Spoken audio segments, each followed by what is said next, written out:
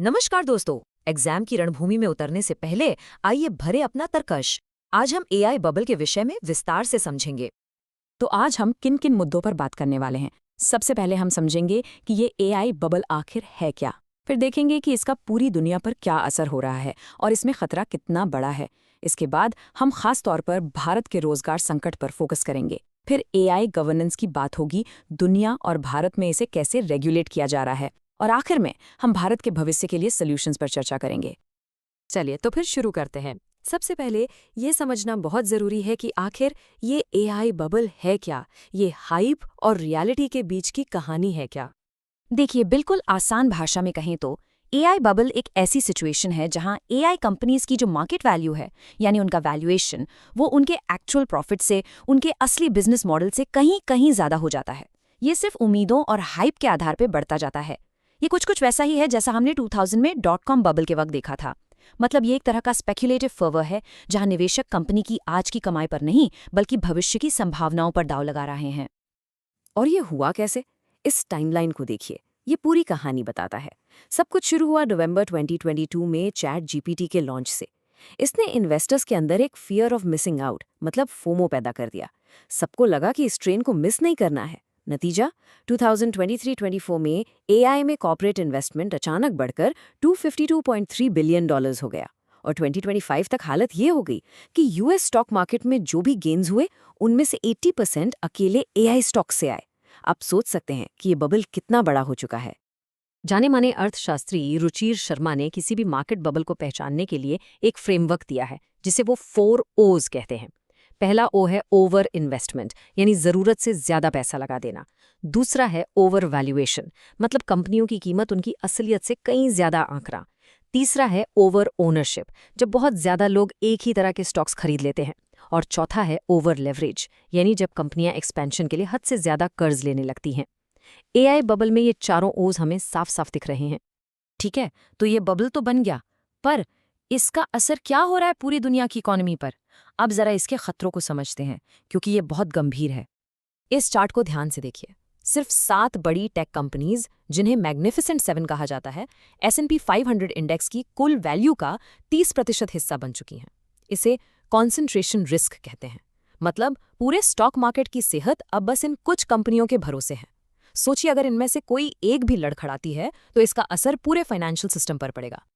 और अब सबसे चिंता की बात, कई इकोनॉमिक रिपोर्ट्स का अनुमान है कि 2025 तक एआई की वजह से दुनिया भर में 85 मिलियन यानी 8.5 करोड़ नौकरियां खत्म हो सकती हैं। हाँ, ये भी कहा जा रहा है कि 97 मिलियन नई नौकरियां बनेंगी, लेकिन प्रॉब्लम यह है कि नई जॉब्स के लिए जो स्किल्स चाहिए वो बिल्कुल अलग होंगी।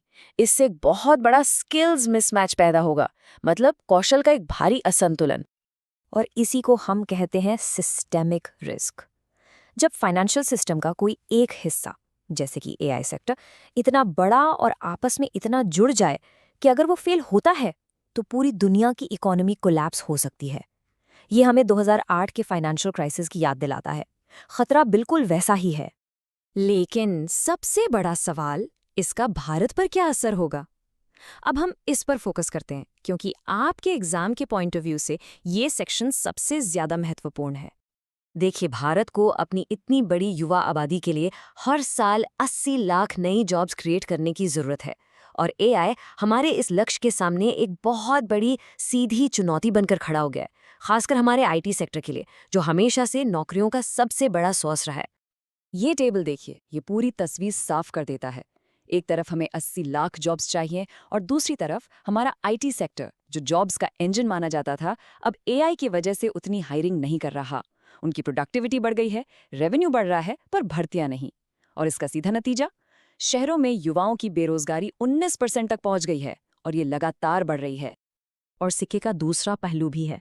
नैस्कॉम की रिपोर्ट के मुताबिक 2026 तक भारत में 14 लाख एआई रेडी प्रोफेशनल्स की कमी हो सकती है। ये एक बहुत बड़ा स्किल गैप है। मतलब एक तरफ नौकरियां जा रही हैं और दूसरी तरफ जो नई एआई जॉब्स आ रही हैं, उनके लिए हमारे पास ट्रेंड लोग ही नहीं हैं।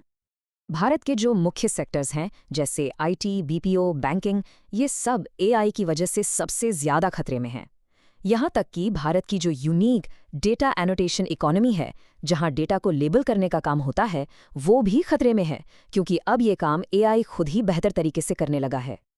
तो इस चुनौती से निपटने के लिए दुनिया भर में और हमारे देश भारत में क्या कदम उठाए जा रहे हैं? गवर्नेंस का ये टॉपिक आपके मेंस एग्जाम्स के लिए बहुत बहुत जरूरी है। दुनिया में मोटे तौर पर 2 मॉडल हैं। एक तरफ यूरोपियन यूनियन का मॉडल है, जो बहुत सख्त है, कानून पर आधारित है और हाई रिस्क एआई पर कड़े नियम लगाता है। और दूसरी तरफ अमेरिका का मॉडल है, जो वॉलंटरी है, मतलब स्वैच्छिक। ये इनोवेशन को बढ़ावा देता है और बेस्ट प्रैक्टिसेस पर जोर देता है। ये लीगली बाइंडिंग नहीं है। अब भारत ने क्या किया? हमने इन दोनों मॉडल से सीखते हुए अपना एक बैलेंस्ड अप्रोच बनाया है, जिसे कहते हैं एआई फॉर ऑल विजन। और इस विजन की नींव रखी गई है 7 सूत्रों पर। ये 7 सूत्रास भारत की एआई पॉलिसी का आधार हैं और आपके एग्जाम के लिए एब्सोल्युटली क्रूशियल हैं। इन्हें याद रखिएगा। Innovation first, human centric, accountable, transparency, responsible, inclusive और ट्रस्टवर्दी। तो हमने समस्या समझ ली, गवर्नेंस मॉडल भी देख लिया। अब सवाल उठता है कि आगे का रास्ता क्या है? भारत इस तूफान से निकलने के लिए क्या ठोस कदम उठा सकता है? इसके लिए 4 प्रमुख समाधानों पर बात हो रही है। पहला, टैलेंट गैप को भरने के लिए एक राष्ट्रीय एआई स्किलिंग मिशन शुरू करना। दूसरा, हमारे एजुकेशन सिस्टम को स्कूल से लेकर यूनिवर्सिटी लेवल तक पूरी तरह से बदलना। तीसरा, जिन लोगों की नौकरियां एआई की वजह से जा रही हैं, उनके लिए एक मजबूत सोशल सेफ्टी नेट तैयार करना। और चौथा और सबसे ज़रूरी, हमारे आईटी इंडस्ट्री को लो कॉस्ट सर्विस मॉडल से बदलकर एक इनोवेशन ड्रिवन मॉडल बनाना होगा। जैसा कि नास्कॉम की अध्यक्ष देवजानी घोष ने बिल्कुल सही कहा है, हमें एआई के लिए एक वैसे ही राष्ट्रीय कौशल अभियान की ज़रूरत है, जैसा हमने डिजिटल साक्षरता के लिए किया था। ये बात इस चुनौती के स्केल को दिखाती है। हमें इसके लिए एक मिशन मोड अप्रोच अपनाना ही होगा। तो आखिर में सवाल यही है, ये जो एआई क्रांति आई है, क्या ये भारत के लिए एक संकट है, या फिर सही नीतियों के साथ ये एक ग्लोबल लीडर बनने का सदी का सबसे बड़ा अवसर है? ये सवाल सिर्फ एक चुनौती नहीं है, बल्कि एक अवसर भी है, जो भारत के भविष्य की दिशा तय करेगा। इस पर सोचिएगा जरूर।